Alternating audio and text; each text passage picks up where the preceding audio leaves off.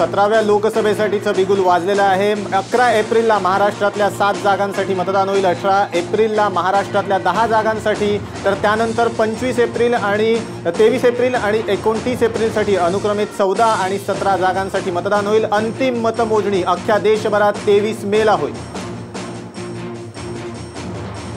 आणि आता आपल्यासोबत आहेत साम टीव्हीचे चॅनल हेड निलेश खरे। निलेश सर, एकंदरीतच 4 टप्प्यात महाराष्ट्रातलं मतदान पार पडतंय।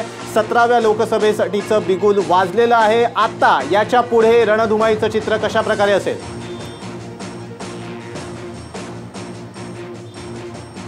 मुख्यतः युती आणि आघाडीची परिस्थिती ही स्पष्ट झालेली आहे। जागा वाटपांची स्थिती स्पष्ट आहे आणि त्यामुळे येत्या पुढच्या 48 तासामध्ये आपल्याला उमेदवारांच्या याद्या समोर येताना पाहायला मिळतील।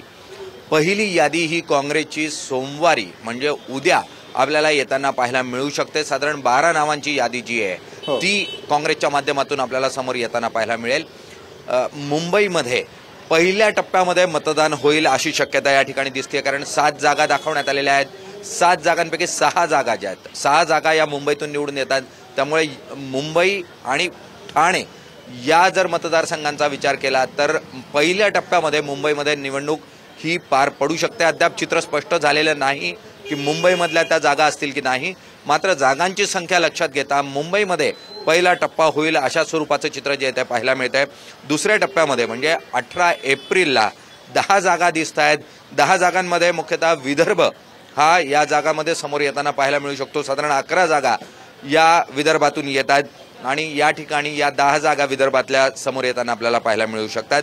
उर्वरित 17 जागा ज्या 29 एप्रिलला होणार आहे त्यामध्ये पश्चिम महाराष्ट्र आणि मराठवाडा, तर 14 जागा ज्या आहेत त्यात उत्तर महाराष्ट्र आणि उर्वरित जागा ज्या आहेत तिथे आपल्याला निवडणूक होताना पाहायला मिळू शकते। आणि त्यामुळे पूर्ण एप्रिल महिना हा महाराष्ट्राच्या दृष्टीनं राजकीय रणधुमाळीचा असा महिना असणार आहे।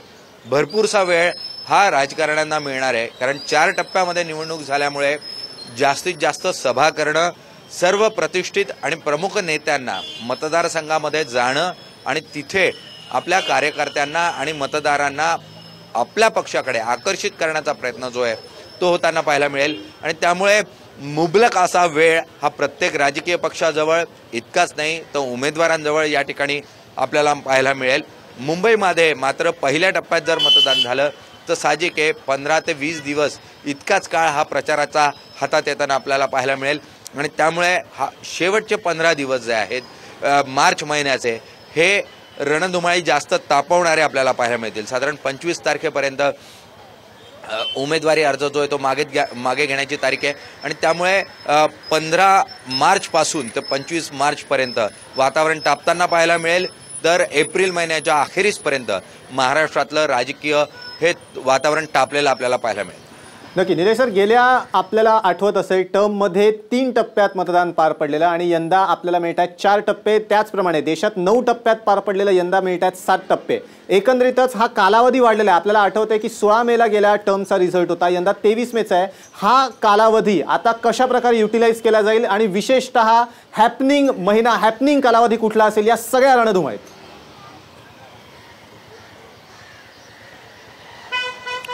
मुख्यतः 45 दिवसांचा एक कार्यकाळ आपण बघतोय निवडणूक प्रक्रियेचा। व 45 दिवसामध्ये ही पूर्ण प्रक्रिया जी आहे म्हणजे पूर्ण 60 टप्पे जे आहेत हे पूर्ण पडून त्यानंतर निकाल जो आहे तो 23 मेला आपल्याला समोर येताना पाहायला मिळेल। साधारण 11 एप्रिल ते 23 मे हा जो कार्यकाळ आपण बघितला तर 45 दिवसांचा जातो। या पूर्ण 45 दिवसामध्ये ही प्रक्रिया पूर्ण होताना पाहायला मिळेल। तर आचारसंहिता जी आहे ती साधारण 60 दिवस ही आचारसंहिता लागू असेल राज्यामध्ये। महाराष्ट्र सरकारच्या दृष्टीने कारण एकत्रित निवडणुका नाही आहेत राज्यामध्ये, 29 एप्रिल नंतर मतदान पार पडल्यानंतर महाराष्ट्रात 3 ते 4 दिवसामध्ये आचारसंहिता ही शिथिल होताना पाहायला मिळेल आणि राज्य सरकार आपली निर्णय प्रक्रिया जी आहे ती पुन्हा राबवताना आपल्याला पाहायला मिळेल। त्यामुळे दुष्काळी परिस्थिती जी मार्च महिन्याच्या अखेरीपासून वाढीला लागेल त्या दुष्काळी परिस्थितीला जास्तीत जास्त मदत पोहोचवणं हे महाराष्ट्रामध्ये सरकारला शक्य होईल, कारण एप्रिल अखेरीपर्यंत आचारसंहिता ही शिथिल होताना आपल्याला पाहायला मिळेल। नक्की. निलेश सर, तुमच्याकडे परत येतो. आत्ता आपल्यासोबत आहेत राजकीय विश्लेषक योगेश कुटे. योगेश सर, कशा प्रकारे बघताय तुम्ही? आत्ता 17व्या लोकसभेसाठीचा बिगुल वाजलेला आहे. महाराष्ट्रात 4 टप्प्यात मतदान होतंय आणि एप्रिलचा महिना हा मोस्ट हॅपनिंग महिना असेल, कारण 4 ठिकाणी म्हणजे 4 टप्प्यात महाराष्ट्रात 48 जागांसाठी मतदान होतंय. आता पुढचं चित्र कसं असेल?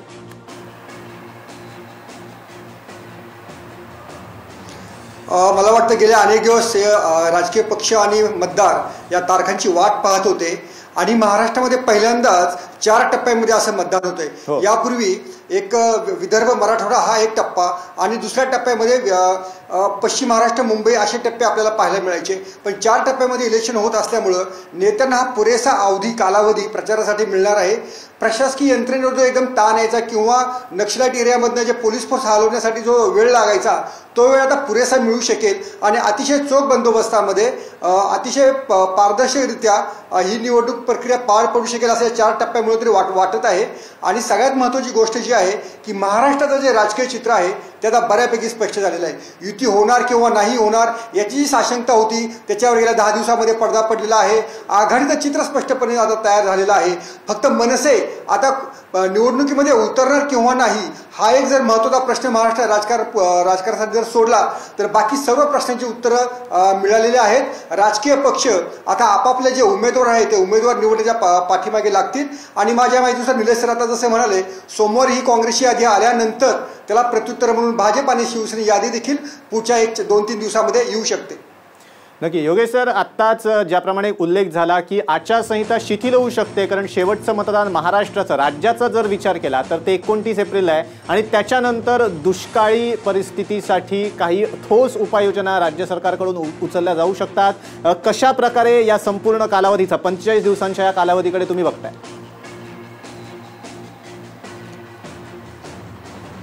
जर आपण पाहिलं तर गेल्या आठवडाभर राज्य सरकारनं मंत्रिमंडळाच्या अनेक बैठका घेतल्या, अनेक निर्णय त्याच्यामध्ये मार्गी लावले आणि त्यात महत्त्वाचा निर्णय जो होता की दुष्काळ किंवा टंचाईग्रस्त ज्या उपाययोजना होता त्या उपाययोजनांचे अधिकार आता जिल्हाधिकारी तहसीलदार यांच्या लेवलपर्यंत आणून ठेवलेले आहेत. त्यामुळे मला वाटत नाही की निवडणुकीचा काही अडसर या उपाययोजनांच्या अंमलबजावणीमध्ये येऊ शकेल. आता एकूण नोकरशाहीचीच एक मानसिकता अशी असते की जे सर्वसामान्यांचे जे निर्णय असतात ते वेगवेगळ्या कारणामुळे त्याला चालढकल करायची असते.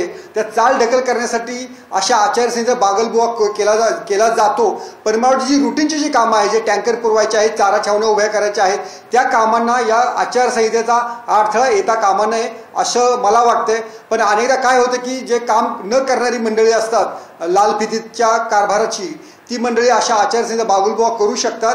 पण मला तरी वाटत नाही की या दुष्काळाच्या कामासाठी या निवडणूक कार्यक्रमाचा काही अडथळा होईल म्हणून.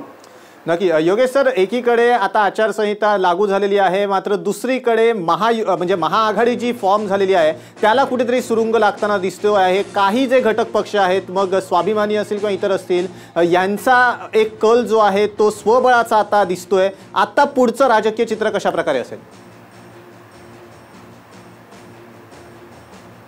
मला वाटतं सर्वाधिक जो स्वबळाचा जो नारा आहे किंवा जी ताकद जे दाखवत आहेत ते प्रकाश आंबेडकर हे एकटे दाखवत आहेत. प्रकाश आंबेडकर आघाडीला अशा अटी टाकतायत की त्यांना कोणत्याही परिस्थितीमध्ये युती नको आहे, आघाडी नको आहे. काँग्रेस आणि राष्ट्रवादीच्या जे महत्त्वाचे मतदारसंघ आहेत त्या मतदारसंघामध्ये आंबेडकरांनी उमेदवार देखील जाहीर केलेले आहेत आणि त्या उमेदवारांची मी कोणत्याही परिस्थितीमध्ये माघार घेणार नाही अशी देखील घोषणा केलेली आहे. प्रकाश आंबेडकर जर वगळले तर स्वाभिमानी जर पक्ष आहे, मला वाटतं स्वाभिमानी संघटना अजूनही काँग्रेस राष्ट्रवादीच्या आघाडीच्या मूडमध्ये आहे. आता या दोन्ही काँग्रेसवरती जास्त दबाव टाकून आपल्या वर्धा, हातकणंगले आणि बुलढाणा या 3 लोकसभेच्या जागा मिळवण्याच्या प्रयत्नामध्ये राजू शेट्टी आहेत. मला वाटतं त्यातील जो तोडगा आहे तो 2 जागांवरती निघू शकतो. त्यातील एका हातकणंगलेचा निकाल तर ऑलरेडी राष्ट्रवादी काँग्रेसने ही जागा राजू शेट्टींसाठी सोडलेली आहेच. वर्धा किंवा बुलढाणा या 2 जागांपैकी जर एखादी जागा राजू शेट्टींना मिळाली तर मला वाटतं आघाडीचं जे चित्र आहे ते बऱ्यापैकी स्पष्ट होईल. राज ठाकरे हे आघाडीच्या बाजूने प्रचार करणार की नाही याचं उत्तर देखील येत्या 1-2 दिवसामध्ये मिळू शकेल. भाजप आणि शिवसेना चित्र बऱ्यापैकी क्लिअर झालेलं आहे. पालघरचा देखील मतदारसंघ शिवसेनेने भाजपला सोडलेला आहे। आता मला वाटत नाही की त्यांच्यामध्ये काही मतदारसंघाची आदलाबदल होईल म्हणून। ज्या ठिकाणी 2014 मध्ये जे भाजपचे उमेदवार निवडून आलेले आहेत ते सर्व मतदारसंघ भाजपकडे राहतील आणि शिवसेनेचे मतदारसंघ शिवसेनेकडे राहतील। याला आपोआप फक्त पालघरचा होईल, बाकी सर्व चित्र क्लिअर आहे। नक्की योगेश सर, तुमच्याकडे आम्ही येतो परत। आत्ता आपल्यासोबत साम टीव्हीचे चॅनल आहेत निलेश खरे सर। निलेश सर, आत्ता आचारसंहिता लागू झालेली आहे, मात्र महाआघाडीचा तिढा अजूनही काही सुटलेला नाहीये। महाराष्ट्राचा, फक्त राज्याचा जर विचार केला तर मोदी विरुद्ध गांधी हा संघर्ष कशा प्रकारचं रूप घेईल?